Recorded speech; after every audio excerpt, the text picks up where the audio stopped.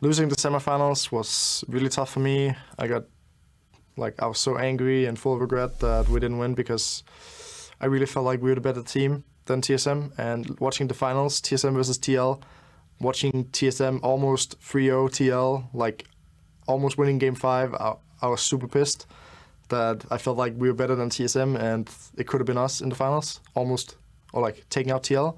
So yeah, obviously I don't want to feel any regrets after this playoffs. Well, Cloud9 are back on that reverse sweep road, 2-0 convincingly, nearly 3-0 convincingly, and then the comeback game for CLG made it a lot closer, so we've got 1 or 2 more games to play, and I want to kind of point out some of the pregame chat. Wiggily, formerly of Cloud9 last year, right, got taken off the roster for Blabberfish, of course went to CLG, had a successful year. He's been talking with Sven every single game like, please don't bring up Blabberfish. Look, I don't need a scarier jungler in my face. Please keep Blabber off this one. Sven, of course, staying in the lineup. Yeah, players trying to stay loose in what is a very high-pressure game because Svenskeren, thinking about the memories from spring where they were reverse swept in the semifinals, I mean, you couldn't get more reverse sweepy than what we just saw. Like, how far can you go down getting swept before you turn it into reverse? And that was probably the closest we've ever seen, but that would still require 2 more games. It still requires CLG to probably win an early game, and it requires them to actually come up with a new strategy, which, with some of these bans, it looks like they're on their way. So this is interesting. So it will be the Akali takeaway very likely, but you know, we do have both Aatrox and Camille available here. Gangplank is a bit of a mix-up as far as the bans go. We did see Licorice actually playing that last time in this sort of a situation, so he will have to go a different route. So compared to the last time that CLG was on blue side, the new ban is Gangplank. Yep. Previously, it was Kiana. The bans for Cloud9 have actually stayed exactly the same, and the first pick has stayed the same for Counterlogic Gaming. So both of these teams had their prepared blue and red side draft strategies that actually haven't deviated all that much. That was also the game where we saw the lane swap come out with the Syndra going top lane that didn't work out very well. Particularly, though, this might allow Akali to go top lane because maybe they thought the Gangplank matchup wasn't that good. And now this is going to be so interesting. If you pick Xayah here, I think you're just getting Caitlyn Morgana. So like, I think that is a risky pick given kind of the meta within the series, right? You know, both of those picks are available. CLG is very good at it. They are going to go for Rakan, which really does surprise me. I think regardless of who Rakan is paired with, you just go Caitlyn Morgana here, and you've secured yourself an incredibly powerful bot lane that CLG is actually really known for. I agree, but I also think getting Rakan out of the hands of Biofrost is important for them. And I would not be surprised if it is Caitlyn Morgana because that's the pick you do against Rakan. It's very surprising to me. I really like this for CLG, and if Cloud9 are in the mindset of, even in the counter matchup, his Rakan is just so good, you can't do anything, you have to take it away, then they're being a little bit defeatist almost, you know what I mean? You're kind of putting yourself on the back foot. Sivir certainly can, with levels and some items, start to wave clear very effectively and hold on at that point. But in the early levels, I certainly expect the tempo to be very heavily in the favor of this Caitlyn Morgana, who should be pushing them in, who should be working on those turret plates. And this is going to be a new point of power in a way that I don't think we have seen for CLG yet in this series because they have not had a dominant 2v2 matchup yet. Now, this one's going to be their strongest yet. I think the Varus lane was solid, but not dominant to your point. And it was with Tom Kench. Yeah. I mean, they were pushing, but certainly not a lot was getting accomplished until the map got split and a turret got taken down as a trade. So this has been exciting 2-on-2 to watch. Definitely agree. This is a very strong 2-on-2 for CLG. It's been a strong point for them. Karma getting added to the ban list here, and I do want to see if Kiana comes through as well, right? That's a champion that's been very successful every time we've seen it played so far this series, and one that should really be looked out for. I was fairly surprised to not see it banned because Nisqy would be the natural person to just pick it up again since you can flex the Sylas around to so many different positions. But it's actually Cloud9 who bans it because they're not willing to blind pick it or give PowerOfEvil the chance to pick it and then counter. That's kind of the second thing this draft phase where Cloud9 is deferring to CLG in the draft phase, both with the Caitlyn Morg and now with their own Kiana ban. So even though it's still 2-1 for CLG, it almost feels like the momentum of the draft has changed. It feels that way. Yeah, it definitely does. You know, the one thing I will say about this Kiana ban is I feel like they're going to save last pick here for Nisqy. You know, potentially could flex Sylas away. And then you are setting yourself up in a situation where perhaps they feel, hey, if he goes a control mage here, I can counterpick it. I can go for something like the Veigar that he's brought out in the past and had a lot of success with, or maybe he feels that there's some matchup that he's forcing his opponent into that he can then dominate. In that case, I think it makes sense. But yeah, I really tend to agree that from what we've seen revealed thus far, CLG are certainly getting the better end of it, and it feels like Cloud9 are the ones now kind of playing to the tune of their drum. Yeah, see how the draft winds out as Orianna is locked in as a very signature pick for PowerOfEvil. I believe his most played all time. Syndra second on that list. That one, of course, banned away. So now it's time for the final Jarvan. champion. It's going to be Jarvan with Orianna, I think almost guaranteed. We could see a set 20, but I am expecting the J4. I think they want to have more explosive engage. Yeah. Yeah, good call. I mean, that's a very good team comp for CLG's skill sets. They have PoE on the control mage. They again have Ruin on the guy who can create solo kills. Instead of putting him in the mid lane, they put him more comfortably up top lane. Good late game initiation, and it's kind of going to be on C9 to play through what'll probably be a Sylas mid lane, hope that Nisqy can get super fed again, and then play through their solo lanes like they did in the first 2 games. So with the Kled locked in, this is all about playing through Kled. Kled is actually an incredibly strong matchup into the Akali. Your E actually reveals in the stealth, so you can actually, in the Shroud, if you hit him with the E, you can reveal him, you can pull him out with your tether as well. The Grievous Wounds on the Q2, that pull is also very, very powerful, so this can be a pretty dominant matchup, and if you snowball Kled, you can take that around the map and look for hard engages with this. But most of the Kled we have seen come out in the LCS was really ineffective, to be honest with you. And I don't think we have seen, you know, too many really incredible games. So I'm excited to see how practiced they are. Yeah, Licorice has played it twice, 1-1 on it. I also think we have to keep our minds open to PowerOfEvil going Orianna top.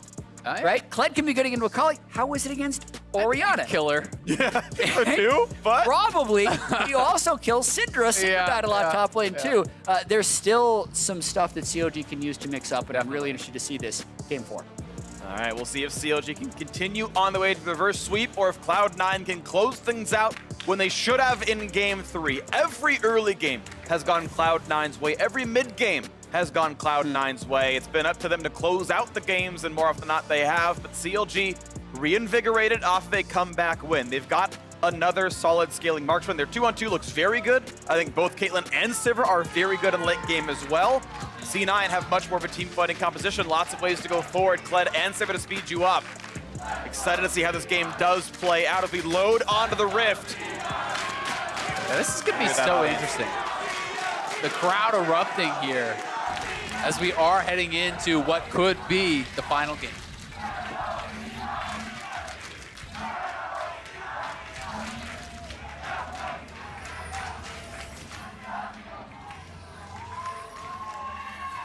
What I love about these audiences is you do my job for me, hyping everyone up for what could be the last game of the series or the road into the reverse sweep yet again. The second stop here is game 4, and before we get into the game outright, we've got Riv standing by with Irene. 30 seconds until minions spawn. Thank you very much, gentlemen. What an amazing comeback for CounterLogic Gaming last game. Tell me, Irene, how are the players feeling coming into game 4? So I think actually our bottom was a hard matchup, but actually we played well. So we're going to late game, and we are very good at team fight comp, and they did a good plank, and we just won the last team fight, and we won. Awesome. And looking at this composition, it looks like you want to go aggressive again. Do you feel like you're matched up well against Cloud9 for game 4? So I think this game is much easier than game 3 because I think our bottom matchup is much better, and also we are have Jarvan, so we can care for early game, help for others lane. So I think this game will be much easier than last game. Awesome, Irene. Thank you so much for the insight. Let's get back to the action. And speaking about the early game jungle pathing, really have to pay attention to Wiggily versus Svenskeren. Meteos brought up a point on the analyst desk that Wiggily looked more hesitant than normal in game 3. He ended up being level 7 on release, almost 14 and a half minutes into the game, but it's because a lot of his early game gambits, which had been successful in the regular season, have not been successful in this series, and you start to second guess yourself throughout a series as a jungler there, but if he can remain decisive and not remember too many of the early ganks that didn't work and continue to be proactive, that's where I think Wiggily will find success. That ward that is killed is actually really huge how this matchup plays up. Morgana's going to sit in the brush the entire game, and now they can't track her ever. Getting the autos down, actually a really, really big deal. This bot lane going to be even worse than it normally is in the matchup because of that trinket dying. Yeah, certainly the case, and we have to give so much credit, to Svenskeren for really being able to track and anticipate Wigglily's moves, because Svenskeren has been able to do this really all year to pretty much every jungler in the league, and that is why he is a potential MVP candidate. That is why he was the only member not on Liquid in the first all-team, right? He has been so dominant, and really it has not slowed down at all in this semifinals. See what he can do right now. He's on his Krug. 3 camps that are done for the Jarvan, who's walking down to the bottom side, and it looks like Wiggily has a good sense of what Svenskeren's up to, and as he clears away the fact there are no wards, can actually poach 1, maybe even 2 camps. Yeah, seeing that They're Grump is threatening up. to dive. This is that 4-man would be heading early. bot. Okay. They have the wave to try. It's full summoners, no heal. All right, it's about to bind, can land anything else. A couple of traps come down. Sneaky's low on HP. Here comes Jarvan over the wall. He's got the slow available if he needs it. Here comes the rest of the damage. Not going to be flashed away. The flash to follow. Ignite is on. It's going to be just enough damage. First blood comes through. Nisqy re-engages though. He's in range to find that kill. And the chase on a Wiggily. He's not going to go for any more damage because of the minions being around. 1 for 0 though. First blood does go to CLG. Wow, so incredibly aggressive, but the kills go to Biofrost and then to Nisqy, and the dive is possible top lane. Oh, they've got the bear trap. Rue might have to flash. Unless he can get the rest of the squad coming around. He's still taking a lot of damage there. Licorice pushing him all the way away. Svenskeren just going to take the camp. This is nicely done. It was a good response with the teleport there by Nisqy. Let's watch this one more time. Sneaky only level 2. He does flash the knock up here very well, but the electric comes through, the ignite was there, and the double shield not enough to keep him alive. And then the trap placed really well by Stixxay to slow down Nisqy as he came in. And Wiggily was able to get enough trade damage here that with the rest of his team coming around and the minions focusing him, he wasn't sure he could finish off that kill. Yeah, so that was an attempt to break the lane wide open. Probably doesn't.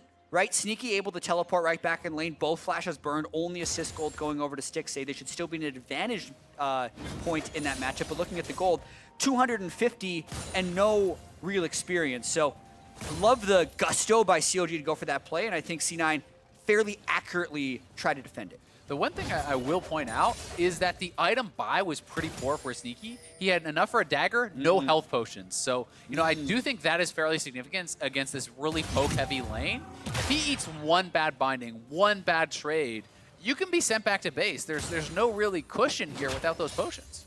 And Caitlyn stacking up a Cole. Got a slightly better recall there, which is actually pretty meaningful as well. Assist gold helping. And you can see the game state is slightly CLG favored, 100 their lead. That's pretty much first blood paying for it. Do want to point out, though, the top lane went very badly for Rue in the meantime. Licorice was something like 20 to 10 CS as he forced the really, really rough Rue in recall. You can see it's still 36 to 21. It's definitely a top lane favor for Cloud9. Completely agree, and it's also going to be about whether or not mid lane can be favored for Nisqy, but as long as he's just all in and Ruin here, landing that bear trap on a rope is so critical for this matchup to be favorable for Licorice. Yeah, Licorice actually needed to hold the second charge of his E a little bit longer. You want to delay as long as possible there, so that if he goes into the Shroud, you still can have a reveal. Did kind of use both there, and now you do have to be scared. When you are dismounted, if you have no courage, there is the potential, of just getting burst down before you can remount. Level 6 coming in just a second for Licorice. There's a little ways to go for Ruin, but big damage is found right there. He's going to flash in, he finds it! He gets the damage! And Ruin answers back a solo kill. Yeah, that's what I'm talking about. You got to be so careful without that courage, and Sneaky now going to get dove. They found 2 knockups. They got a lot of damage. Sneaky's got no way out. Biofrost drops the aggro in time, and Svenskeren can only pick up the scraps. C9 with their first successful series of plays in the early game this series. They get the solo kill top lane. They repeat dive bot. This time, the kill goes over to Stixxay, and that has to infuse them with even more confidence. Yeah, that is a devastating series of plays for them. Stixxay getting the kill, as you say. He's up 20 CS. They're going to be able to start pressuring these turrets heavily. And for Kled, this matchup can get really bad actually from behind. So this is a very risky play. If you're hanging around without high courage, you're not going to be able to reliably remount before getting burst down. He tries to flash the shuriken flip, flashed in a straight line, Guts connected on and taken out. Yeah, and I love Ruin flashing for the auto and then the E. Perfect timing of getting all of his passives off. And also just Licorice can't feel good about that one. And one of the things that gets really tough here now is when you are behind, if Akali can win trades and force you into a dismount situation, you essentially are forced post-6 to just base immediately anytime you get dismounted. Because executes get full value as if you were full health on a mount. It doesn't actually recalculate it as you're 100% HP of your dismounted state. Yeah. So the R2 from Akali will kill you every single time. And that is why when you fall behind as Kled in a matchup like this, it is devastating. Yeah, and C9 actually trying to force plays around mid lane. So PowerOfEvil went tier this game on Orianna. So a very late game build. They don't necessarily have the ability to play around bot lane, but they are just going in using ults to actually steal the red buff, just trying to get, if they can get mid control, then they can get bot control that way rather than going directly towards bot lane. Yeah, I mean, Svenskeren is up 20 CS, right? So Svenskeren has a great advantage for himself despite all these things going CLG's way. Hey, it's only 500 gold, right? And we have a CS advantage for Licorice, so he can still get back in this with a play. You know, if his jungler is ahead and gets up there, Wiggily could be in trouble here, actually. He has no flag. He can't actually jump out. A level down, red buff on, stun found as well. No. Wiggily is going to drop Svenskeren, gets second kill of the game, and keeps the game going. If you're going to evade like that, you can't use the flag. Oh, the Q gets dodged away. Sneaky get away from that one. Close one. Flash for flash bot lane, but really a big misstep there by Wiggily. I think when he had his red stolen away, he thought, okay, I should counter invade, get something back, stay in the game. But this is the experience of Svenskeren coming through. It's the inexperience of Wiggily in those moments because he doesn't need to force anything. His top lane got a solo kill, his mid lane scaling, his bot lane's winning. Just kind of holding the line is sufficient before he can get into late game team fights, pushes a little too hard, gives some advantage over to C9. Yeah, and you'll see in pro play almost every time when pros go for an invade on Raptors, they save their dash to escape, right? When you use the flag for the added damage on the Raptors, he had no way out. I think that invade, you can survive if you have flag and drag, just exit as soon as you see someone, but try to get a little bit greedy, clear it out more quickly, and heavily punished there, and that just makes bad go to worse in that jungle matchup. Svenskeren 2 levels up again. Yeah, really big stuff right there. Look at the game state. It's 200 gold lead for Cloud9 despite being down a kill in this one, and we can watch that bot lane fight yet again. Yeah, so Biofrost, sidesteps, and black shields. Very good reaction time by Sneaky to flash out of the Dark Binding. If that lands, it probably would have been chained to trap and may have even been a kill. Ultimate's now available on both sides here, but a flashless Morgana makes that a lot harder to use. As you can see, Cloud9 once again snaking down to the bottom side. I think potentially the more important thing is a flashless Sneaky, since they've tried 2 turret dives during that. And even though CS is down top lane, Ruin would have the ability to teleport. I wouldn't be too surprised if pre-14 minutes we saw a 4 or a 5-man dive bottom lane. And it's gonna be about that long for Sneaky's flash to come back up. So want to track that cooldown, as I think going flash for flash is still a good outcome for CLG bot. Word of the wall, so it's going to help track some of the movements. PoE could roam for the defensive side of the lane, and it would go through that ward. Nisqy runs through his own wards and his sweeper on. This is a fairly safe move, and now here's the play forward. Biofrost, though, far enough back with Moby's on, he's not in danger. 20 CS lead in the bot lane, 98 to 76. Big stuff right there. BF sword, the double longsword, definitely a huge lead. Yeah. I want to point out Biofrost comment as well for even more poke over in that lane. Jungle difference, 500 gold right now. 500 gold, but about a level and a half. And Svenskeren matching Wiggily. He's actually really on top of him. Another all-in by Ruin. Dismount, looking for some auto attacks, a little bit more damage. There's the E-half. Oh, and doesn't get anything out of the ultimate. And the dismount, the rebound comes in. That's going to be enough damage, and Licorice flames it. The Hex Drinker's shield, Ruin did not keep track of it. Hadn't procced yet. That absorbed the R2, or he was dead. Barely survives, gets the remount, and that is going to swing it back to him. We said earlier in this series, Ruin's the type of top laner, either get the solo kill or die trying, and this time he dies trying, takes a turret shot. The Hex Drinker comes in super clutch, as you mentioned, and now CLG does not stop. They keep trying to press bot.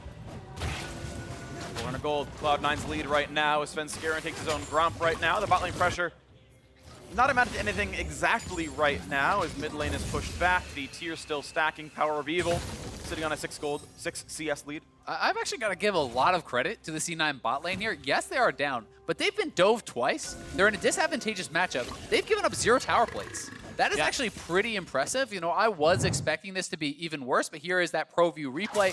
Licorice and Ruin. Ruin sees Q's on cooldown, go in with the R1, has him very low. It's pretty well executed, but I believe he actually canceled the shuriken flip damage. So he thought he had the damage with his R2 there to just straight up finish him off. Didn't take into consideration the Hex Drinker. Had he actually let the shuriken flip connect, then R2'd, I think he gets that kill. So certainly miscalculated and misexecuted.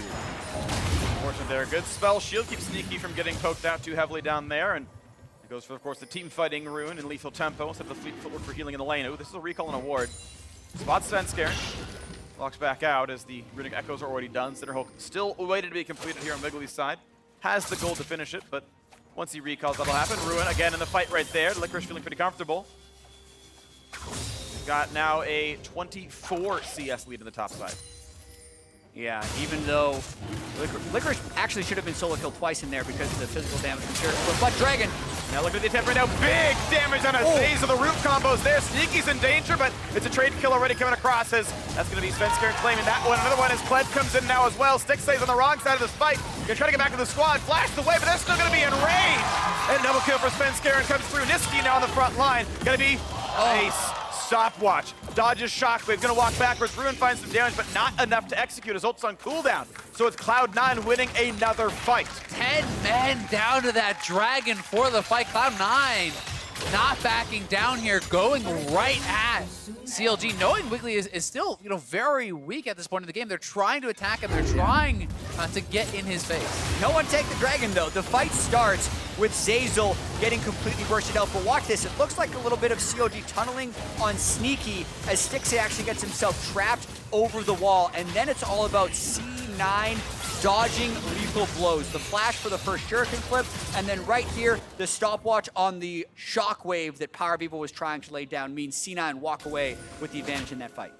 A Maw now completed for Licorice. That top lane matchup's getting more and more into his favor now. Several hundred gold lead to him. You can see the game state. Once again, 800 gold C9's favor. Yeah, I'm going to be so curious to see where he actually builds from here. I do think if you want to go straight for the 1v1, Death Dance can be so effective because Akali really does have to whittle you down before looking for a potential all-in. And Death Dance really eliminates any possibility of that. But if you are looking for team fighting, you know, things like the Black Weaver, the additional CDR there can be so effective, and the Shred for people like Sneaky. So, interesting to see where he takes us. Here goes the Cloud9, 14.5 minutes in. First game we've seen where turrets have not fallen before the plates drop. It's definitely been a bit more equal, all things considered in the laning phase. Yes, you've had kills, yes, you've had explosions, but not the heavy pushing. It's been the fights more so than the lane pressure. Yeah, and no Rift Herald. There's a chance that it just goes completely unclaimed this game. Less meaningful with no plates up, so could be the situation here as we set the 700 gold difference. Svenskeren running back to the top side. Licorice has felt pretty comfortable up there. As we mentioned, the Maw is done, and he can feel pretty good. Arm guard done for Ruin. Now has to be respectful yet again. Red buff is pretty scary. He is flashless. If they can get a reveal or a bear trap here, they could kill. Nice juke on the bear trap on a rope. Able to get away. They can actually go for that still. He's coming out. They're going to look for it. He has ult. All right, dismounted, but it's not going to be enough damage. Has to burn his cooldowns. It's ult down for Ruin. Ult for Predator. Just such aggressive posturing for Ruin ends up meaning he has to burn his Akali ultimate as Svenskeren was up there. Still a very tense game here. Wiggily actually has caught up to Svenskeren in experience. So they'd be okay trying to take this 2v2 if they can get the outplay. Yeah, that is definitely very important for them. And you know, CLG now whittling away at that bottom turret, starting to get some pressure. But Orianna Shockwave. That Shockwave is good damage. That's going to be a hit to the wall, though. There's the trade. And the ult comes across. They're fighting in other lanes as well. It's a 1-for-1, make it a 2-for-1. As the bot lane is also fighting back and forth. Two kills on each side. And here comes more damage. Spell shield on in time. Gets away from it all. Overall, again, 2-for-2 on the map. Have to see that bot lane fight as well, because it almost looked like Sneaky was coming to just deliver more gold to PowerOfEvil. He's now really fed on this Orianna 3-0-2 after that very close 2-for-2 fight. Shockwave on top of Cataclysm, getting the double damage on both Nisqy and Svenskeren means CLG finally win one of those mid lane 2v2s. Yeah, exactly. And all their damage was actually being dumped into the tank Jarvan, right? You have... And he gets first turret. PowerOfEvil free firing. He is going to be so rich off this. On this recall, he's 3,300 gold. A lot of money right there. Seraphs had just combined within 20 seconds of that fight starting.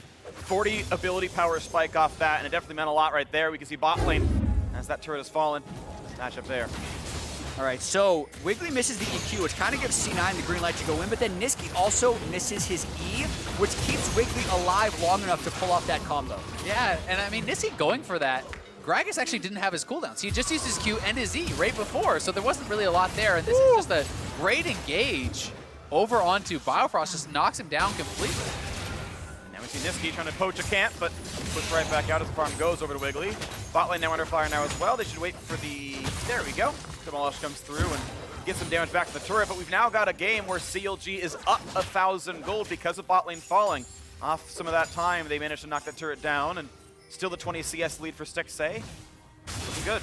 And it looks fairly clearly like CLG is going to try and play around Jarvan, Orianna combos because the majority of their gold is on the mid lane. And it's going to be another game where C9 tries to play the side lanes. The question will be, though, whether or not Licorice and Nisqy can win 1v1s. Because Ruin and Licorice have been going at it this whole game. Constant dismounts, very close skill matchup. That's not something you can rely on to create map pressure. And with 3 kills on PoE, Nisqy might not be able to make map pressure either. So C9 will need to look towards Gragas to create picks to get pressure, because I don't think they're going to get the natural split push pressure they got in games 1 and 2. Yeah, I'm going to be really interested to see how CLG tries to extend their advantage too, because sieging can be very dangerous when there is Kled, Gragas, Sivir, Rakan. Like, there's so many ways for them to hard engage with all the additional move speed. That you have to be very worried about any potential flank. So Siege has to be kind of preempted by a really good ring of vision. And that's what's going to be so exciting about the rest of this game is how many tools C9 have to engage when CLG set up those sieges. Licorice close to remounting. Every CS worth, I think, 2 out of the 100 required, and he's close. Any PvP fight, unless he gets actually one-shot by the ultimate, he'll be okay. Ma was popped a while ago, so there is not that extra shield here. He's just waiting for the shotgun cooldown, I think, and then if he walks up at all, you can get the shotgun for the guaranteed remount. They got a root. Fine. That's some damage. Shockwave is going to guarantee it. A rampage. PowerOfEvil gets his 4th kill. The power of comfort picks in incredibly important games never ceases to impress me. PowerOfEvil's Orianna, even if it's not in meta, almost always comes in a big way. And he doesn't even go the normal build everyone else does. He started tier, completed Seraphs, so now he's actually reached the most powerful point with getting the Seraphs completely transformed. And he's off to the races now. I mean, this is completely in his wheelhouse. And you've got to give so much credit, too, even in the Kiana game. He's really starting to get the better of this mid lane matchup. Certainly the early stages went well for Nisqy, but the rest of that game, it was all Kiana and no Talia. Yeah, and the momentum is clearly in the side of CLG now. PowerOfEvil super fed, Infernal Drake goes over to CLG, and this is the point where C9 needs to really buckle down. They were reverse swept in spring. They were one button press away from being in the finals here for Summer Split, trying to make the finals this year. C9 has made it to a finals every year since LCS's inception. So they need to not let this go to a 5th game. They need to not relive the past. And since CLG does now have the momentum, I want to see where C9 can go next. How can they regain their composure? Can Svenskeren find the fix? Talk about reliving the past. Biofrost has not lost a best of 5 in NA history. This is a man who's won every playoff series. He's won every playoff he's been in. Reverse sweep is how they make this happen. CLG looking good so far in game 2. I think, again, I want to talk about the bottom lane briefly. I think Sivir and Caitlyn can both have very good late games. Yeah. Caitlyn because she literally can attack literally all the time, and Sivir with the Ricochet, of course, very good as well. So it's really about how the fights play out. I think there's an obvious scaling advantage. Orianna gonna look really nice, of course, as well as she stacks up 9 stacks on Darkseal. Yeah, and Ruin is actually bottom lane here, so C9 does have the numbers advantage. That's why CLG was playing fairly defensive. Good job of defense by CLG. They actually got the blue buff handed off to the mid laner who didn't have smite, which oftentimes when the enemy is posturing an invade, you'll usually just see the jungler smited away. So I do want to actually credit Wiggily here in the past 10 minutes of this game. He was down 2 levels to Svenskeren in the elimination game in the playoffs, and I feel like he's bounced back quite nicely. Yep. As he knocks this one down, level 12, actually now finally out-leveling Svenskeren and scaling well into this mid-game. Still a tight one, though. 1,400 gold difference as Zeyzal postures, sees Wiggily, says, get out of my jungle. Says, okay. I think a lot of the game plan here is going to become about shove and group if you're Licorice. You know, you push out the wave, and then you look for opportunities to collapse and ult in, you know, from an angle that perhaps CLG aren't fully expecting. Because that is really where you find a lot of your success as Kled. In straight up run at each other 5v5, Kled often, you know, is not that successful unless you're really far ahead. I do think CLG have better tools to kind of absorb a potential engage and then turn it around if you're trying to engage through Shockwave and through this tank Jarvan and all of these sorts of things. Well, top under fire right now. Stixxay getting a lot done. Turret's down to 1/4. There's no defense. Good spell shield, but it only means he won't die. It doesn't mean the turret's going to live, and that's going to go down 3-1 in turret. CLG after the first good mid-game of the series. A winning bot matchup, an aggressive Rua, and a winning PowerOfEvil. CLG looking great now, 23 minutes into the game. Yeah, and anything is possible in late-game team fights, but if this game kind of goes to chalk, CLG will outscale. I think with the Orianna and the Caitlyn just going and getting a good combo off in the late game, they're comfortable with this 2,000 gold lead, not trying any big risk, which is still kind of why C9 needs to use these huge number of initiation tools. Kled, Sivir, Gragas, Sylas, Rakan, all of them can make big plays happen whenever CLG shows on the bottom side. So if Ruin shows on this next minion wave, how will C9 crash down towards someone trying to control vision, and how will C9 force the fight? And you can see that it is actually the Titanic. So Titanic is going to let him push out those waves even faster and then threaten that collapse, which is kind of what he was doing here. It is warded out, but you know, anytime you can kind of get that extra man advantage, it's kind of like a pseudo teleport almost. You can allow yourself to close a lot of distance and make these roams that, you know, people can't otherwise do. C9 also is a team that, whether behind or not, they rarely ever back down from looking for those engages and from taking those fights, where CLG, most of their wins actually are not in team fights. Most of their wins are in bleeding out teams through superior objective control, through getting more dragons, knocking down turrets. They're actually one of the teams that had the lowest percentage of their kills in team fights. Only about 20% of their kills were in team fights in the regular season. This time around, we're seeing maybe that become inevitable. Maybe so, as C9 certainly have a very group-up kind of team composition. Kled and Sivir really want to go forward and make the squad come with them. Big. Biofrost is going to be close to dead. The flag and drag. Hey, hit me instead. Pulls the aggro. Wow. Shout out Wiggily. Keep the sport alive. Shout out Svenskeren, nearly killing Biofrost with 1 Q. Bio really trying. Was he trying to ward over the wall there? Because they already had the control in the middle of the pit, but that hurts as far as map pressure. Needs to fully recall before this Ocean Drake spawns 25 minutes. I think there might have been a ward in the back of the pit he was trying to actually get rid of. Finds some skill shots, gets the bear trap on the rope here as well. He's going to pull Ruin back in. Big damage coming forward. He's got to be respectful. That's an ult backwards. So ult burned, and Licorice going to knock down some minions. He can eventually remount. Micro pressure advantages that you can get in these side lanes. Licorice winning this one, it's all about a skill matchup. Which skill shots do you dodge? Which skill shots do you land? And because he got that bear trap on a rope, definitely advantage Licorice there coming into the next fight with an ultimate advantage if they both teleport in. And a 50 CS lead, actually. Looking at the two players, it's 1,700 gold. Puts Licorice ahead, TP's back into the map, and he's in a spot. Go behind the squad. Yeah, he is spotted, but it should be their dragon, right? It's going to be difficult for CLG to fight. They're pushing mid lane. Here's the play, 4v5. Akali is not around just yet. Here's the re-engage towards Zeyzal. Seems to get the first kill, but here comes the fight. Big damage to the backline. That's Nisqy. Sorry, PowerOfEvil going down as the re-engage comes in. Low health, Sneaky.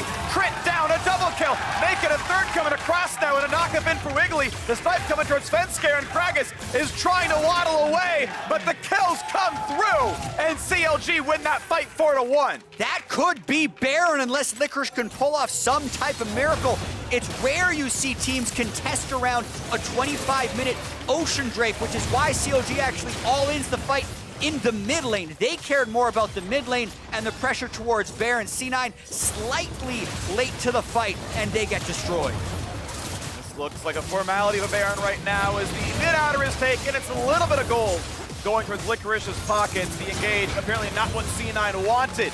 CloudNine Gaming claimed the buff into 4 members, and just look at the gold lead. And it's all about this pick, actually, on Nisqy. The binding connects on Nisqy in with the shockwave combo, hitting Zeyzal and Nisqy. So Nisqy's just dumped before the fight even begins. So who cares that Kled has ultimate advantage over Akali when your mid laner is dead before anything happens, and then they're just piling on a sneak. And Stixxay had very good target selection during that fight. As Kled ulted in through the bottom side, Stixxay flashed around the top of the fight to not only clear distance away from Licorice's Kled, but also get the last hits onto both Sneaky and Zeyzal. 3-item Caitlyn, death cap done on PowerOfEvil, and almost 3 minutes of a Baron buff right now. CLG have so much they can accomplish with this buff. They are on power spike of power spikes right now. And CLG, well, we'll see this fight right here as Licorice wants to battle and has a teammate now as well. Ruin trying to kite away, but he's body slammed, jumps back to a minion, ults backwards, the fancy footwork's there, explosive cast, and the ult. There's almost nowhere to go. How does Ruin get away from this one?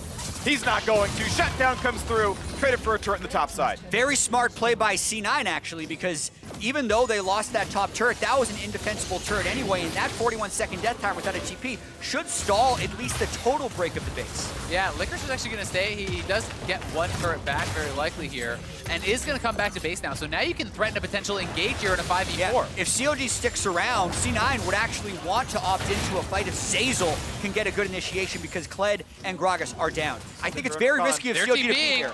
5v4, no chance at Ruin joining. Can C9 make it happen? Sivir ult popped. Here comes a bit of a slow. Stixxay got a kite backwards. Body slam lands. They're going to find the knockup. 80 carried down. Running away is Wiggily. Re-engage comes across. 2 kills come through to Nisqy.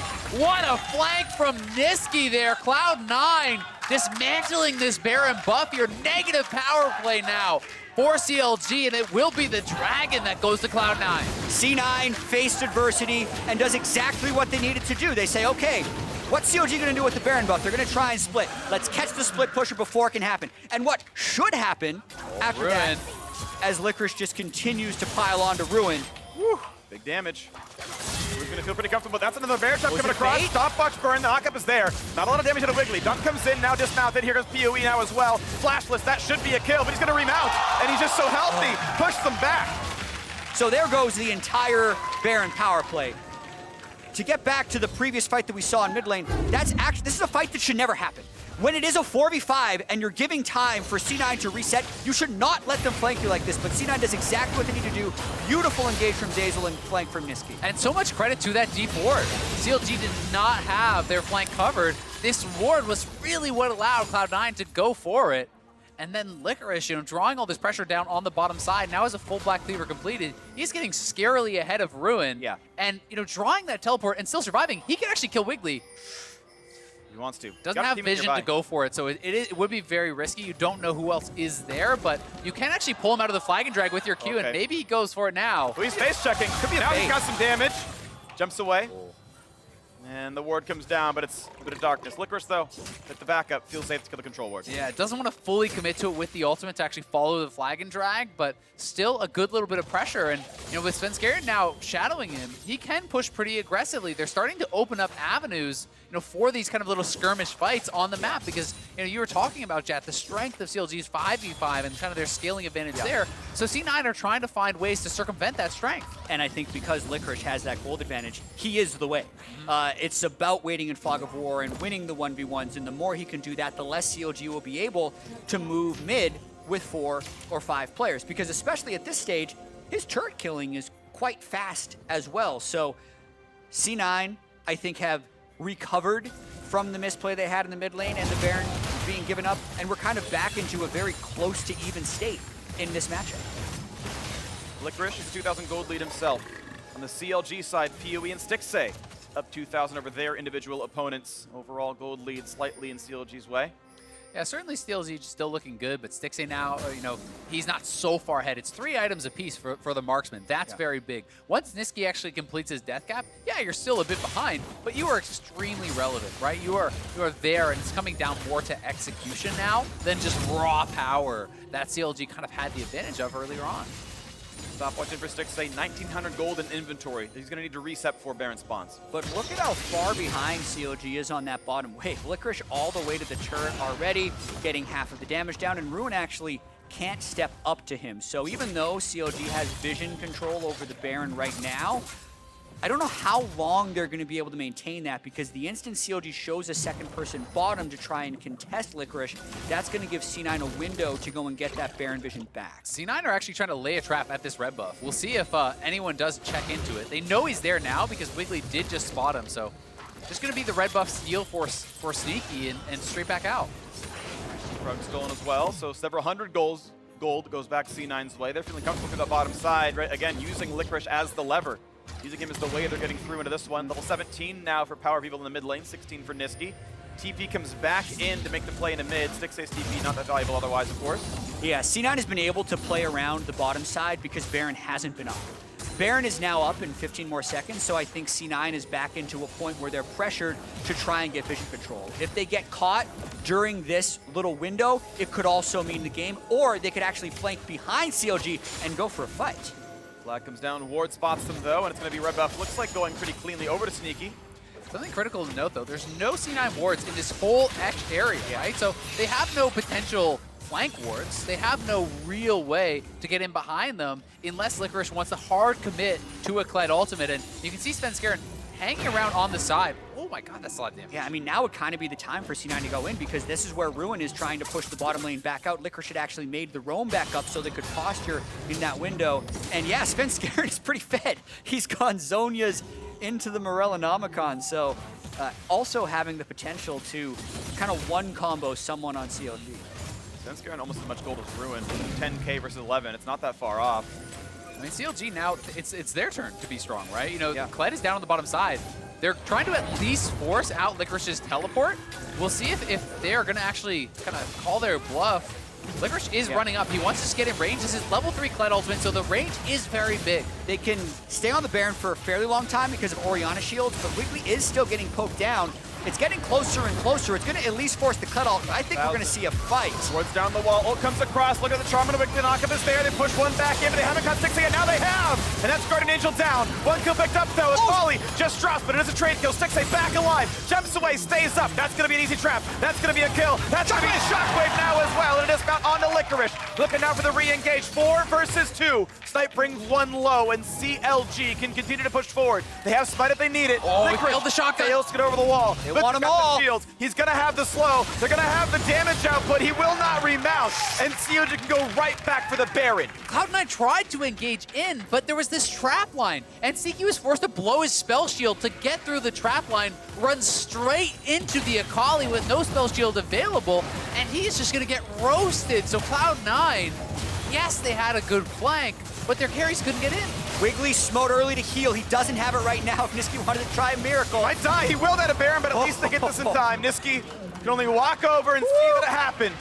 But there is always a chance. It's the tense one, guys, in this game. But watching this fight back one more time, CLG didn't have an intent to finish Baron, so they forced the fight. And really watch PowerOfEvil, I think, flashing away from the Nisqy steal as Sneaky does get ticked down by, I believe, the Ignite finally from Biofrost, and everyone's buying time, and Shockwave comes in the end. Since Stixxay had the GA and PowerOfEvil was able to flash out of the initial engage, that gave him the later edge in the play. It just felt like such an overcommitment onto Stixxay. You know, he has a GA, and Sneaky is blowing his spell shield to run over a trap through the Akali to auto-attack the GA Caitlyn. And yes, they did get that initial kill, and that was clearly the call, was hard commit on Stixxay, but you know, your Sivir then has really nowhere to go. Yeah, and I think in moments like that, Baron, 6,000 health. When you see it again, 3,000 health. Go, go, go, go, go, right? It's hard to plan the right initiation, which is why sometimes when you have a shielding team like an Orianna,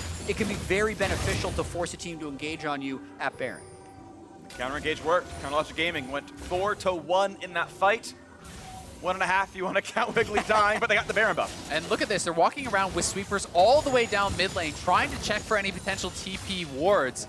There are a couple that could potentially be used here by Cloud9, and that is the way they kind of got themselves out of this last Baron buff. You know, this ward and those two, those are really the ones that they might be looking for. And I get nervous every time I see Ruin 1v1 with Kled. CLG's got to stick together. That's how the last play fell apart.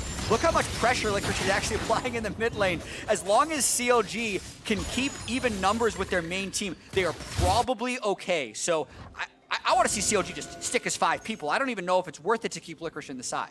The tough part is, I don't know if they feel that they can actually get through the Sivir wave clear, right? And I think that is what they're concerned about. Gragas actually offering a non-trivial amount here with all his AP as well. They might die.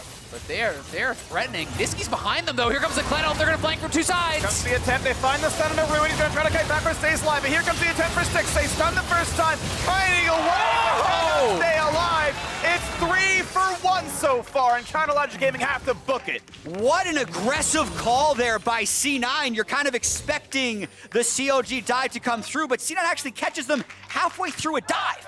At the start of that fight, Wiggily ulted Sneaky in the turret and then tried to flash leave him, but the rest of C9 was able to fly through for the kill. And Nisqy on this Sylas, such a playmaker, stealing the Akali ult, coming in from behind, and he essentially gets the 1v3 kill onto Stixxay, who didn't have his flash or GA because of that last fight. So C9, not one to sit back and go quietly in the night. They are looking for hard engages. Anytime CLG sieges, they're going to get engaged on, and that is what they're showing them, which is making it so much harder than you would normally expect for a Caitlyn team with Baron to close out a game. And that's one of the reasons we are so excited about these drafts. The tools that C9 has to engage and the willingness to go for it. So lock your eyes on Nisqy in this team fight. Has the Akali ult, uses the E, dashes in. Really, everyone is trying to peel. It doesn't matter. It's a GA Caitlyn whose GA is down. No magic resist against the magic damage Sylas. Beautiful flank by Nisqy. Felt like a missed opportunity for PowerOfEvil. 950 ability power Orianna, never Shockwave. When you've got a Sylas sitting on top of Caitlyn, ER is guaranteed peel, flash it or die, and that never came through. I feel like they had the tools to maybe keep his teammate alive. I think that's a really good point. You know, my only guess is that he was thinking, hey, he's not going to die. We're going to kill him anyway. Then I have this for the team fight, and we end the game. You know, you're looking for the bigger prize, but sometimes you just need to pull the trigger, as you're saying, and to defend your teammate there. Well, it's going to be the game turning around now. Cloud9, yeah. We're on the receiving end of an unlosable game that they lost. And this time around, though, starting to make the comeback happen against Baron Sieges, finding the kills. And worth pointing out, Sneaky now 100% crit here on the Sivir. That is a very strong marksman. They're threatening this flank here. Two solos on the side. They're going to look for Wiggily. Going forward, going to make him jump away. Biofrost could be isolated, but he's not found out either. They're going to stay safe on that one. Quality engage at this point could be the game for either team, even if Baron buff isn't up. GA is now back for Stixxay, which could play a pivotal role in some of these longer, more extended team fights. I mean, it's crazy. All 10 flashes available.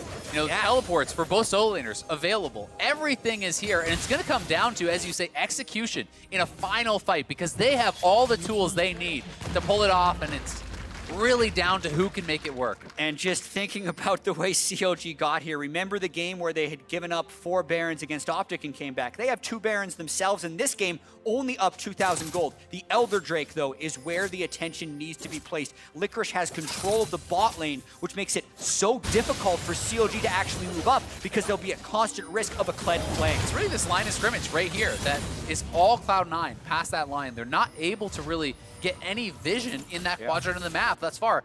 And Cloud9 are not looking to make a play before that Elder unless it really presents itself. They're trying to kind of choke them out. Yeah, and it would be a 3 Drake Elder. That's no joking around. It would be a huge amount of damage that C9 could then take into the Baron, and they have a Mountain Drake to kill it faster. Question is, 20 seconds desync that spawning from Baron spawning. If those 20 seconds are given, you can trade objectives. That's probably fairly close trade. It's debatable at least, as C9 now heading away, but it's taking some damage. Wiggly's gotta be careful. He's fine though. Bear Trap comes down. Ruin's coming around. They have double Ocean, so the poke means less onto Nisqy. They are gonna start regenning up. They get the Scuttle, which is gonna be additional move speed for potential engage. But crucially, Kled is not threatening, so it's 5 people right in front of CLG. I think CLG would be happy with front-to-back team fights. It's the flanks that hurt them. They might actually look to push mid and get mid priority as C9 starts to drag. I think we're gonna get a fight. Look at Nisqy though. Nisqy's wrapping around behind. I'm not sure he's like spotted here. Ruin's flanking as well, but he's much further away. Well, they're buying the time, though. Here they go. That's going to be Orianna Shockwave. He can get into the front. Or Licorice goes in. Here's the top. They find the charm. Comes in. Shockwave pulls in 2. Trades back, but only a single kill. It's 2 for 1, and Cloud9 going to claim the 3rd here as well. A 3-to-1 team fight. The flash re-engage. They've caught PowerOfEvil. It's Stixxay. Stixxay trying to do it by himself, kiting as best he can. Does he have the damage? He's got the roots. Can't quite fit the quadra that we saw in the finals years ago, but does stay alive. If Stixxay dies there, the series is over, but he may have just bought CLG a few more minutes because instead of pushing mid, they're taking the Baron. Yeah, and on his iconic champion there, kiting it out. He had to get that kill on Sneaky, or this was a done deal. He gets it, he survives, he even keeps his GA, so that is massive. But again, it's about these flanks. Nisqy is finding good positioning, and they're having really well-coordinated engages to get to the CLG backline. Yeah, I love the way C9 is playing because everyone pays attention to Kled as he flies in, and it buys time for Nisqy to sneak. They have to deal with Kled. They have to deal with Zeyzal, and then Nisqy, with the Orianna, has to get point-blank range to use it. Does, and pulls off the huge kills on the backside. And in that backline, Svenskeren actually pre-body slammed the anticipated ult flash from Akali.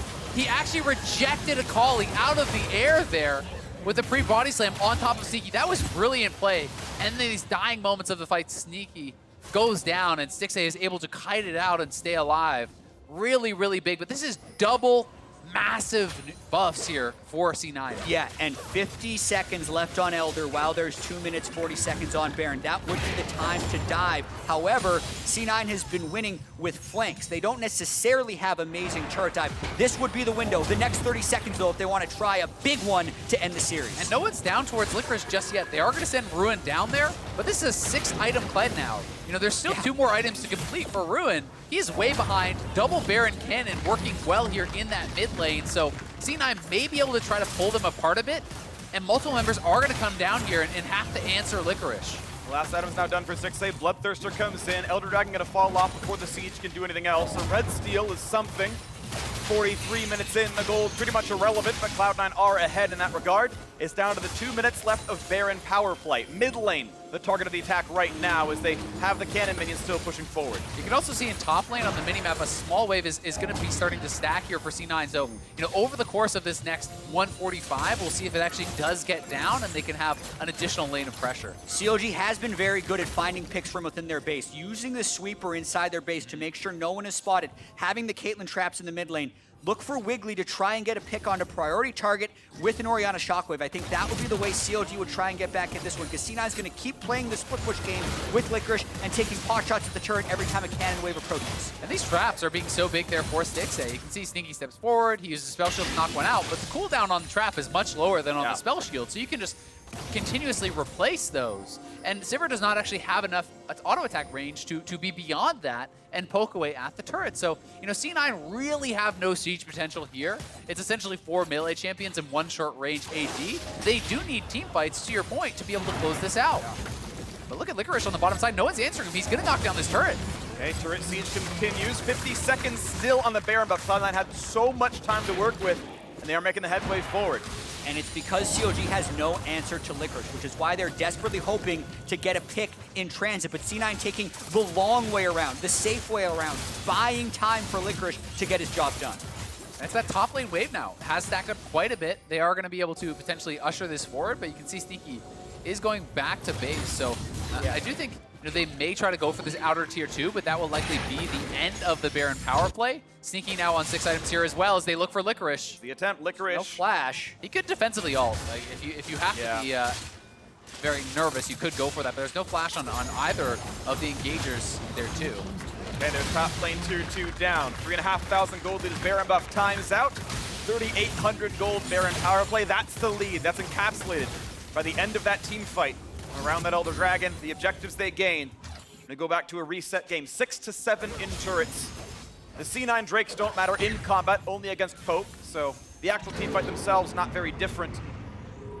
And we've got a Dragon, you know, neither of these ADs have a GA now. You know, Stixxay got rid of his, he replaced that. So they're going for kind of more maximum damage type of builds here. Yeah. So one error or one proper engage could mean you're just done. Neither of them have GAs, and only one of them has boots. Sneaky has decided to go for 6 fully aggressive items, which will lower his mobility if he does get Jarvan ulted into a shockwave. So the team fights are going to be so much about who can initiate first as the game gets later and later and later. I think the main beneficiaries of a later game would actually be Ruin's Akali. He's still really far behind. Kled's been at 6 items for what feels like about 10 minutes, and Ruin just now completing his 5th, but it's really about Elder Dragon number 2. C9, if they get this, it lasts for 5 minutes. It's more powerful. They already have the inhibitor down. They could probably end it. And because they still have the Kled, they're getting the split push. So CLG in dire straits yet again. Yeah, I mean, that bottom lane is going to push for Cloud9. So if there's this dance back and forth, there's no tower to actually protect that inhibitor. It eventually can be threatened. And this Elder is about to spawn, so Cloud9 playing for mid lane control. They're going to have top and bot potentially, pushing here for them. We'll see if they are going to just start this up or if they're going to look for an engage. Cloud9 up in levels in jungle and support. I think it behooves C9 to just start and dare CLG to engage. As long as they're spread out enough to not get comboed. And Nisqy can always threaten that flank. CLG doesn't have vision. But C9, they can burst it down. If they get it, they probably win. Wiggily runs forward, level 17 to 18. 50 damage difference in this fight usually doesn't matter, but something to watch for as the whole squad is grouped up. Nisqy still over the wall. 4K health. In they go for Nisqy. A lot of damage. Good smite with the Elder buff. There's the knockup. 1 kill picked up for Cloud9. And they can 5v4. They can keep pushing forward. The flash in. A flash away. But he's still on top. PoE goes down. Making a 3rd and a 4th. Cloud9 has done it. The road to the finals is paved with the corpses of Counter Logic Gaming. I love what C9 did in that fight. They fought as they got the Elder 2, knowing the power of the buff was being so great. No reverse sweep today. C9 will make their way to the finals. 3-1 into the next as they go. Cloud9 are your first finalists of 2019 Summer. The chance of being the #1 seed in the world. They take down CLG. They put their stamp on it, the clean ace to close it out around the Elder Dragon. What a way to do it. CLG certainly making him work for it. This was much more of a tightly contested series than it appeared it would be at the start. But Cloud9 able to execute in signature fashion with these team comps that require multiple forms of engagement, require coordination at such a high level. And every time C9 was successful, I felt like it was based off of some type of split push advantage. This last game with Licorice, 442 CS on Kled, 4, 2, and 13. Licorice, Nisqy, Svenskeren, that whole group. And then when they team fight, they have Sneaky and Zeyzal coming in strong. The slight misstep in game 3. The very scary game 4, 47 minutes, 51 seconds, the longest game of the series. But C9, I think, very deservedly gets their ticket to finals. Yeah, just such an interesting game. CLG with multiple Barons, with a great siege comp, you would think they could close this out, but Cloud9 just kept finding ways to force fights and never allow them to really set up and kind of get in this zone of comfort. And it was such a back and forth between these two kind of opposing styles. I think there was a crucial misstep when CLG grouped 4-man in mid lane and when Nisqy found that amazing flank in the mid game. One of many, by the way, but so many tools that C9 had to force engage after engage, and the willingness to use them. I was happy to see the series go the way it did in terms of CLG actually stepping up, giving us competitive games, giving us a very close match. Game 4, they were in a position to win it, right? They were in a position to make it all the way to Game 5 to say, hey, we will reverse sweep you.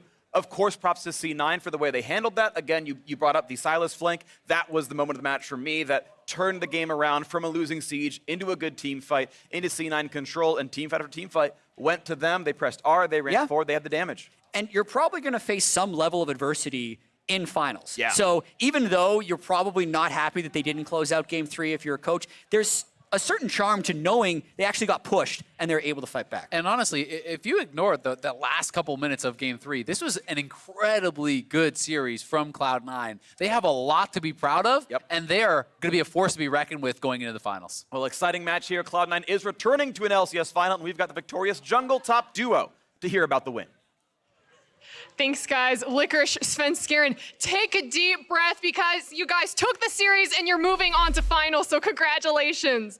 First thing that I want to ask, it went from a pretty dominating series for you guys to being incredibly intense after dropping Game 3 and moving into Game 4. So what were your thoughts entering that final game? I think definitely we need to maybe work on our mindset a little because I think we should have won that game 3, and then maybe we panic a bit too much because we had some flashbacks from the TSM series. Just work on our mindset, maybe. Licorice, is the sentiment the same for you? Was the 2-0 curse kind of looming above you? I mean, I just wanted to make it interesting for the fans, you know? Always a great mindset to have. Well, okay, so let's look at that last game because, to be honest, it looked like it was almost lost for Cloud9 for a good chunk of the portion, or for a good chunk of the game. But then Nisqy pulling off these flanks, and then you guys finding those perfect fights to pull you back in. So tell me about that process. Who made the calls, and how'd you guys pull it off? I mean, I think we kind of knew, looking at our team comps, that if we don't come from the side or like flank them, we're gonna lose the game. So I think Nisqy really stepped up because of his Talia game. I think he really wanted to kind of step up this game, yeah. That's good. I like the redemption. But let's look at the championship as a whole, because moving on into finals, Licorice, the last time you guys were there, you dropped to Team Liquid 0-3. And I'm sure that you guys don't want to repeat that again. So now that you're moving into finals next week, what's on the forefront of your mind? I don't know. I mean, I just won, you know, I'm just hanging out. I'm trying to take deep breaths still. I mean, we'll be watching the game tomorrow, and we'll just see what TL plays, and hopefully it's going to be a close series. And then, yeah, I'll just see. With that being said, do you think that it's TL over Clutch already? Put you on the spot. Well, I mean, Hooney did an interview. He said, since it's NA, anybody can win. So I'm going to stick to that. I'm going to say anybody can win the game tomorrow. And, yeah, best of luck to both teams, I guess. I like that. And Svenskeren, we were already talking about the, potential flashbacks. It's been 5 years since Cloud9 has taken a title, and it's been 2 years for you. So looking into finals, whatever opponent that you may face, what are you thinking of? We're gonna win. Going to win. I like the confidence, boys. I mean, I already asked you who you think's gonna take it. Predictions. What fashion do you think that game is gonna go tomorrow? I think 3-1 TL. I'm going to say 3-2 Clutch Gaming. 3-2 Clutch Gaming! I like this. Guys, once again, congratulations and best of luck to you moving on into finals. For more on the game, let's hear from the State Farm Analyst Desk. Is that a lot of Thank you very much, Avali. Will win. That's what Svenskeren says. Win they did here in the semifinal series in Game 4 to push themselves to a finals berth again. Cloud9 has not secured that in 5 years, but they'll have the opportunity to do it and challenge the winner of tomorrow's series. But we have to talk about how C9 got there because, as was mentioned in Game 3, it looked like things were beginning to slip, that it could have been the repeat of a reverse sweep from Spring. But they kind of diagnosed how this team comp needed to fight and found their way to victory. I mean, C9 kind of did what CLG did to them in Game 3, and that they actually ended up finding ways and avenues to get fights to come back into the game. It is such a huge binding by Biofrost to really kind of set them up to potentially win this game, to pick off on the Nisqy at the start of the fight, and then even though this flank happens and they're able to sort of win this fight, they're missing the other half of that flanking duo. And I think we all thought from this point that the game was probably over. And then it was the siege in the mid lane that allowed the... we will see that. Oh, I thought there. Yeah, you're jumping the gun there. I'm excited to talk about it. Yeah, a big team fight win for CLG. Again, positioned them very well. This was perhaps the most competitive of all of the games in terms of its kind of back and forth and both teams having legitimate opportunities to win. I do now want to take a look, though, at that fight that you mentioned, Mark, where things go awry for CLG in the mid lane. Cloud9 understanding that it needs to be a flank. Right. This kind of had us all scratching our heads backstage because Akali just got picked off and he does not have teleport to join when he spawns. So C9 have like a solid minute to set up for a flank, and if you hit their turret, it's going to happen. So that was a pretty big overstep from CLG, in my opinion. They didn't really have any business playing aggressive there, but they did, and they got punished. Sven actually had a really nice flash body slam before the Black Shield could come out. So because Caitlyn had no flash, she gets bodied right away, and the Black Shield is late then on top of her, so it doesn't matter. The CC is already applied. And it's one of those moments where I wonder how much of the inexperience was coming through from CLG's jungler and top laner and some of the younger guys on the team, because that was an instance where watching it, you instantly identify after they took the top inner turret before then, now you back, and they go all the way back mid, and they push it all the way up. They give the people in the bot lane time to recall, and you could see that play coming a mile away, and it makes me think that it was a high pressure moment that they were not thinking clearly. Go ahead. Is this something that you would do where you're in a winning position in a game and you just ask yourself, how does the other team come back from this? And then when you think about that, then all right, let's make sure this doesn't happen. Right. I think it's always good to try to think about, what's the best team or what's the other team's best play at any given moment. And so usually if your side laner gets picked off when you're trying to do this like 1-3-1 setup, you don't want to keep pressuring hard. It's one thing if it's like, all right, guys, let's just try to hold our ground. If they walk into our vision, we can poke them, we can back out slowly. It's another thing to be like, all right, let's hit the turret in their face with 5 people coming. Yeah. So I think that they just didn't really want to accept that they had a setback. Their top laner died. And so they just kept going. And yeah, 4v5s don't usually go well for the 4. Yeah. Well, and even more so to your point, Crumbs, the idea of how the fight will look, right? Ultimately, and for CLG, they needed to recognize what the Cloud9 guys said in the interview, that for us in this game, the correct fight is one in which we are flanking or coming from the sides. That was fight number 1, where it began to turn around. For C9, there would be a few more. This being the second of the Elder Drakes, but taken in the exact same way both times. Yeah, as soon as the Drake gets into basically finishing territory, Licorice presses his go button to kind of force CLG to deal with him so they can secure the Drake and then start the fight proper. Nisqy's in flank position the whole time, also threatening. Cloud9 had some really good flanks this game because playing melee champs that have to go in against a comp like this is not easy. You have to deal with Morgana, CC, Orianna ults, Caitlyn traps, everything. But C9 just time and time again kept finding those flanks. It made it so hard for PoE. He was so fed, but as Orianna, who do you even choose? You never want to go for a single man shockwave at any point. You always want to get more value out of that one. And even when you get it, they're so fast. They have Sivir ultimate. You're never catching Rakan. And then Sylas, Gragas, and Kled are always in your face. So it's a really tough spot to be in. Yeah, tough fights to navigate for both teams. Again, speaks to the intensity of the moment that you were mentioning there, Mark. And we even heard from Sven that one of the things they might need to work on is a little bit of their mental coming out of that third game, reframing for game 4, and looking at perhaps even tougher opponents in the finals. For their first best of 5, though, of summer, Cloud9 earned themselves a chance at the title. But player of the series is going to Nisqy for his dominant performance in this series.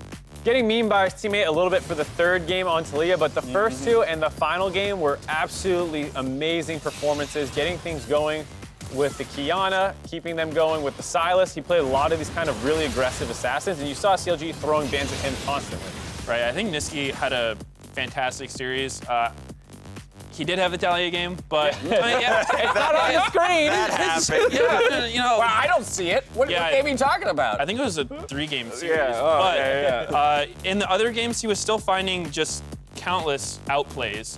Situations where I feel like other players in that same position wouldn't find the play that he found, and it was just creating huge advantages for C9 that made it really hard for CLG to play. I think he felt a semblance of having to step up in that game when the Orianna can find early roams to the bottom lane twice, kill your bottom lane, and you're as Sylas like, well, I got to do something this game, right? Because the Ori's already outpacing me. I need to have an avenue to shine because I'm usually the guy that finds the roams all the time, but it was the flanks at the end of the game. Honorable mention to Svenskeren, though, because as we highlighted, this duo of the jungle mid for Cloud9 would be the linchpin of success for the team in the best of 5, and they very much delivered on that. For more on his reaching his first final, Riv is standing by with our player of the series. Thank you very much, gentlemen. I am joined by the man in the mid lane, Nisqy. First, I got to ask, it's a little cliche, but how's it feel? It feels great making finals. First time that I make it, so yeah, I'm just really excited. Awesome. We'll talk about that in a little bit. I have to ask you, it's been a culmination of a lot. There's LEC, back to NA, a lot of hard work, and now you find yourself in that finals. What does it mean to have achieved that? I don't know, because before I wasn't really on top teams, back in the NV Splice and stuff, and now that I'm in C9, I feel like I kind of have to perform, and also not making finals is kind of weird, for C9, and also for me, because I think I've been playing pretty well lately. So yeah, I think just playing well as a team and just having really great teammates is nice to have, because when you're on bottom teams, it's not it's not that easy to win games. But for example on Cloud9, I don't have to carry. For example, Licorice stepped up and Sneaky stepped up as well, and Sven for sure. Zeyzal. Everyone stepped up. But yeah, I don't know. It's just really exciting for sure. That's amazing. It seems like the synergy is there, and everybody trusted you. They said it on the desk. We saw it in the replays. There was a lot of pressure this game to hit those flanks. You even said yourself you're playing better. What were the emotions? What were you feeling knowing that those plays had to be made for Cloud9? I mean, after game 3, I I felt like I kind of had to redeem myself because I kind of trolled that game. So I was going for like risky plays and like plays that I had confidence in myself too. And yeah, I think that's how we won the game as well. And yeah, I don't know. I was taking a lot of risks, but at the end it paid off. So it's good, I guess. After Rift Rivals, you were pretty vocal saying, you know, a lot of the EU players have a pool that they can take and just kind of whack any other team with because it's different, because they have a lot. You seem to focus on your champion pool quite a bit this season, bringing out the Veigar, then the Kiana, a lot of different things. What was the focus for you there? I mean, I feel like by playing multiple champions, it also allows my team to play like random stuff too. Like they can play whatever they want, and then I can get pinched in the draft. It doesn't really matter because I have a lot of champions. Yeah. So I think that's really important. And yeah, I think just playing a lot of stuff is also fun for me. So yeah. All right, let's finish up with what the finals could look like. Obviously, Liquid and Clutch. Do you feel like either of those mid laners could hold the flame to Nisqy? I mean, I want to play with Jensen for sure, because I want to prove that I am the best mid in NA, and I mean, I will show it in finals for sure, so yeah. Awesome, Nisqy, thank you so much for the insight. Congratulations, best of luck in finals. We're going to throw the State Farm analyst desk to break down the rest of the day. In the hand. Thank you very much, Riv. Nisqy wants to bring it to Jensen in the finals, but he'll have to wait for tomorrow's result to see if he'll have the opportunity to do so. A performance like that he just put up, if he can continue that or, you know, recreate something like that in the finals, would do a lot in service of proving that he is maybe the best mid laner in North America. He's got the best champion pool to watch, I'll tell you that much, because I do not want to see more Azir versus Corki. I want Kiana, I want Sylas. Yeah, beautiful, beautiful, beautiful. I really like the way Nisqy plays. I feel like he's one of the mid laners who doesn't really focus on getting himself super ahead. Pretty much anytime he has an advantage, he likes to transfer it to the rest of the map, you know, whether it's ganking his side lane, helping his jungler with a play. So I think he pressures the map a lot, and that kind of thing is a lot harder to play against than the mid laner who, you know, just wants to farm up and get really big. I'm going to steal another little snippet that you threw out while we were watching the games together, just in general and watching Cloud9, the idea that they always feel like they're fighting. Right? That this is such an active team. You even saw it in that one very crucial replay. You know, get a kill bot, immediately translate into another fight mid. It's always looking for that active play. And really it speaks to, again, the dominance of Cloud9 in this series across their 3 winning games. Yeah, I think that their sort of fighter mentality has gotten them really far, because I don't think Cloud9's ever made the call, you know, oh, just play safe, don't fight here, because why would you not fight when you can fight, right? Exactly. And they managed to just make plays that other teams wouldn't see. So. And some of those plays are the first Baron push, right, that a team makes is usually like, all right, we'll let him have it, like, just back off, we'll lose an inhib, we'll maybe try to save the tower. C9 is already like, okay, we're going to kill you even though you have Baron. We don't care. And a lot of it comes down to draft, too. When you look at some of the problems some teams run into draft, it's like, oh, they didn't draft enough proactivity. With C9, when you look at the draft and you're maybe a little worried, it's usually that they're too squishy, that they have too many options. They had 5 go buttons in the previous game. You have a Kled who can go in, a Gragas who can go in, Nisqy who can go in. On Sylas, you have Sivir to speed people up, and a Rakan. Like, they make sure they have options because they love fighting. And one of the things that jumped out to me on the three win game statistics there was the number of Drakes picked up by Cloud9. All split long, we talked about how CLG was the Drake control team, that was their, you know, kind of pathway to victory in most cases, controlling the bot side, rotating it over to Dragons or maybe Rift Heralds as well. And this time around, Cloud9 calls them out on that and outdoes them. Yeah, I mean, CLG did, we looked at that stat and like they played longer games and usually would be able to take more Dragons in that sense, but I think Cloud9 really just showed that they're the stronger team today. I think part of the Dragon control too came out of the jungle matchup, because I think that just throughout the whole series, Svenskeren played amazingly, and it seemed like it was pretty hard for Wiggily to sort of get anything going, especially early game. So Sven just kind of took control early and ran with it. I think he won every Gragas game. Yeah. So, you know, really hard champion to play. Like very high risk. If you miss one ult, you can just screw your whole team. But I think he played it really well. Yep. With that, Cloud9, they've punched their ticket to the summer final, and they await the winner of tomorrow's semifinal bout, Team Liquid versus Clutch Gaming, to see who they go up against. Thoughts on tomorrow's matchup? We heard from Licorice, the very bold 3-2 clutch game prediction. I want to resonate with him because I think it's going to be closer than we give him credit for. Team Liquid has all right, so Crumbs is locking it in. Clutch prediction. All right, 3-2. yes, that's me. Right along. No, you do think it's going to be close, but you would still consider TL the favorite. It's impossible to go away and not look at Team Liquid as a heavy favorites here. I just think that the momentum that Clutch has is an even bigger X factor now that it's like, well, it could happen. Mm-hmm. In a lot of ways, Clutch might be a really good warm-up for Team Liquid. Against Cloud9. This is again, in the world where it's an expected victory, right? Or where they are the favorites. My point is that Clutch, similar to Cloud9, has a willingness to fight and a willingness to bring early pressure onto the map. And that's going to be a nice challenge for Team Liquid, or a nice, warm-up in that sense against a team that they could face in the finals. I think, for me, I would have to go with TL. 3-0 is my initial guess, maybe 3-1 if Clutch is on point, because I think that Liquid's kind of been like, in chill mode the last few weeks of the season. Like they were kind of locked in first a while ago, so they didn't really have to pull out anything crazy. But Liquid's just been this extremely solid team. I think that a lot of Clutch's playstyle and advantages comes from, unorthodox picks or just really aggressive plays.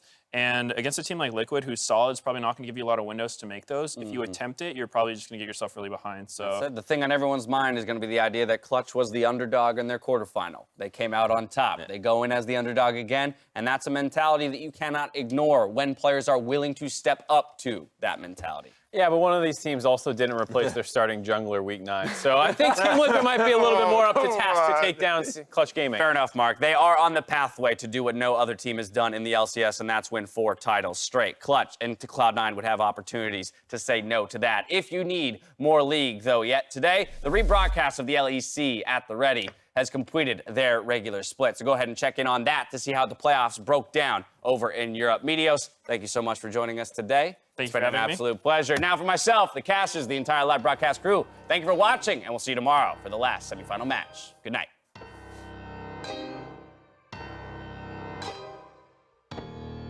From start to the finish, I'm in it.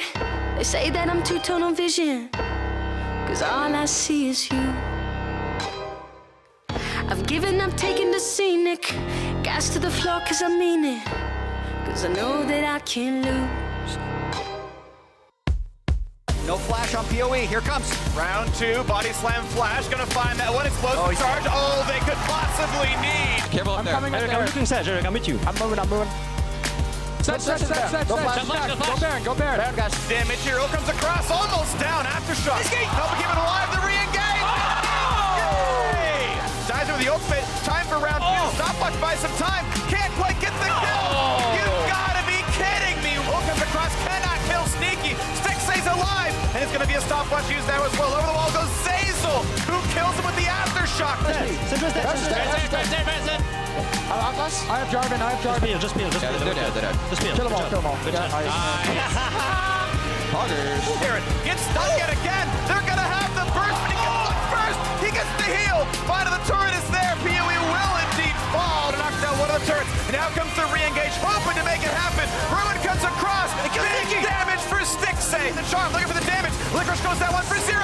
And again a kill for PoE. But the answer back is there. Look what Jarvan. Yeah, go. Rest over the wall. Kill both these guys. I can get him. Fuck yeah. Not fun unless they show some life anyway, guys. True. And the dismount, the rebound comes in. That's going to be enough damage in Licorice. Stixxay's on the wrong side of the spike. They're trying to get back to the squad. Flashed away, but they're still going to be in range. Caitlyn. Block Dory. Mark. Nice. They've caught PowerOfEvil. Stixxay trying to do it by himself. You've done it.